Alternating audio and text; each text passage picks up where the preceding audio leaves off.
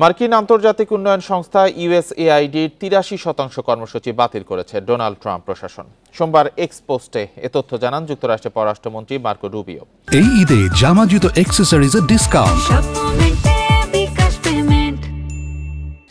বলেন ৬ সপ্তাহ পর্যালোচনার পর সংস্থার ৫,২০০টি চুক্তি বাতিল করা হয়েছে। এসব চুক্তিতে কয়েক দশক ধরে বিলিয়ন ডলার ব্যয় হয়েছে উল্লেখ করে অনেক ক্ষেত্রেই তা মার্কিন জাতীয় স্বার্থের পরিপন্থী ছিল বলেও জানান রুবিও। এদিকে ইউএসএআইডির বাকি ১৭% কর্মসূচি এখন থেকে মার্কিন পররাষ্ট্র মন্ত্রণালয়ের অধীনে পরিচালিত হবে। আন্তর্জাতিক এই উন্নয়ন সংস্থার বিষয়ে ট্রাম্প প্রশাসনের এমন পদক্ষেপে দরিদ্র দেশগুলো ক্ষতির মুখে পড়বে বলে মত বিশেষজ্ঞদের।